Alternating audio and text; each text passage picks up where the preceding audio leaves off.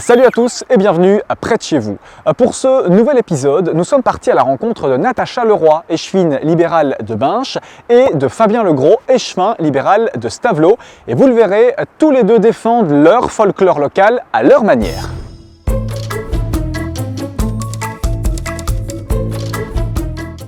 Reconnu en 2003 par l'UNESCO comme chef-d'œuvre du patrimoine oral et immatériel de l'humanité, le carnaval de Binche est l'un des carnavals les plus anciens de Belgique et l'un des plus connus au monde. Ses origines semblent difficiles à retracer avec certitude et objectivité. Il n'empêche, les premières traces écrites du carnaval remonteraient à 1394, les festivités correspondant alors au début du carême.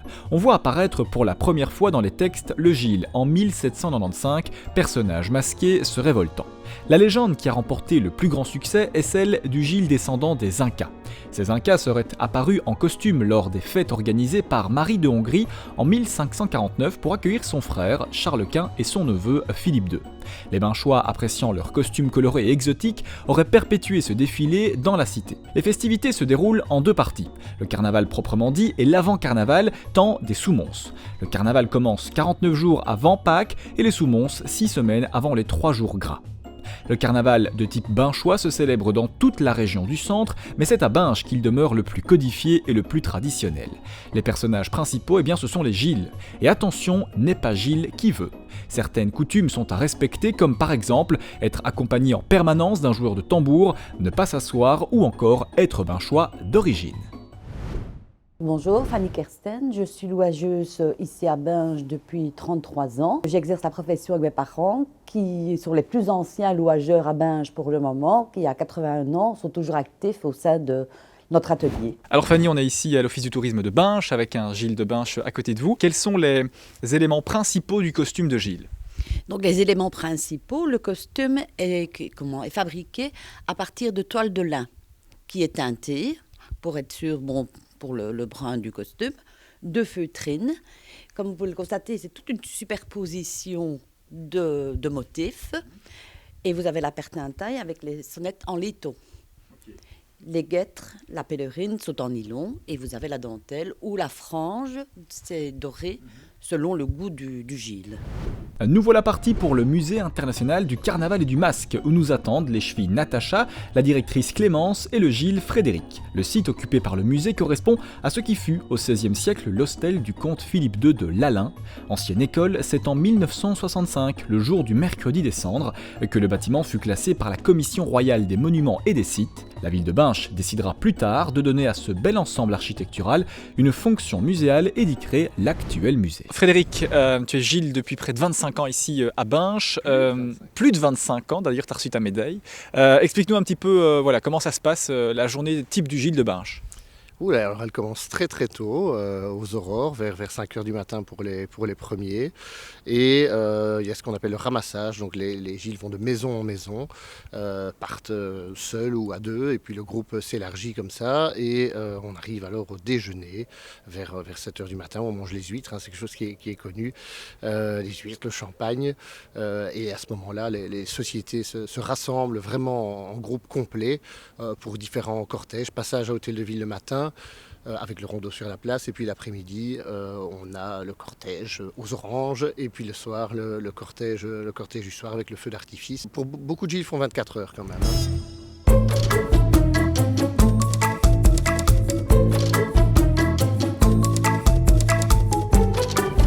Alors Natacha, vous êtes échevine libérale ici à Binche. Cette année, le carnaval de Binche n'a pas eu lieu. Un mot, peut-être aussi une perspective après la période Covid. On a décidé de dédier beaucoup plus d'espace public aux terrasses. Donc on refaçonne, on va dire, tout l'architecture des terrasses sur la Grand Place. Avant les aides régionales, nous, ce qu'on a décidé au niveau de la ville, c'est d'allouer le budget ordinaire qui est alloué au carnaval. On l'a redistribué vraiment aux acteurs du carnaval, c'est-à-dire au café, aux louageurs et aux métiers de contact. Donc on a loué 3 000 € au secteur qui était véritablement fermé et 2 000 € au métier de contact. Donc tout ça, ça représentait un budget de plus ou moins 250 000 €. C'était un budget qu'on avait déjà, on n'a pas dû aller l'emprunter parce que ça, moi j'ai pas envie qu'on donne quelque chose pour le reprendre après en taxe par la suite, c'était pas le but. Le Binche ne pourra pas supporter une deuxième année sans carnaval, ça serait invivable. Alors on vous dit à l'année prochaine, c'est ça ? j'espère, l'année prochaine et venez nombreux.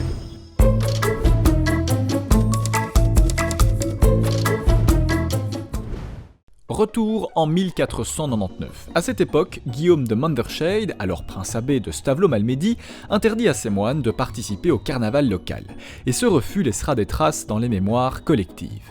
Pour montrer leur mécontentement et soutien aux religieux, les Stavelotins participèrent d'abord à une fête déguisés eux-mêmes en moines jusqu'à ce que tomba une nouvelle interdiction.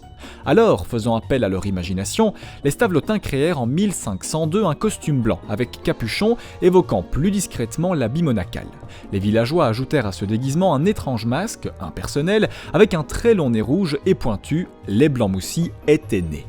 C'est en 1947 que la confrérie officielle voit le jour. Avec chevalerie d'honneur et costumes rutilants, le nombre de Blancs-Moussis ne cessa d'augmenter. Aujourd'hui, le Létaré de Stavelot dans la province de Liège est célébré pendant la fête du même nom, le 4e dimanche du carême.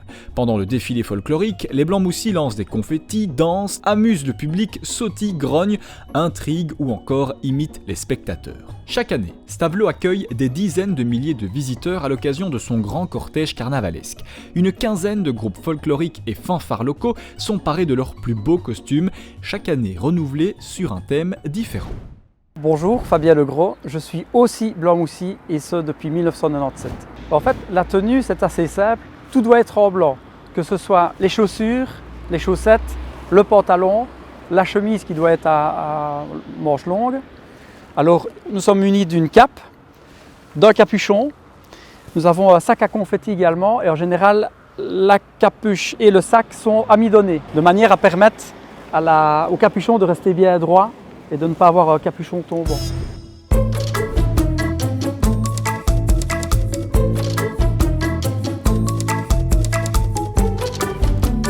Alors Fabien, vous êtes également échevin libéral ici à Stavelot.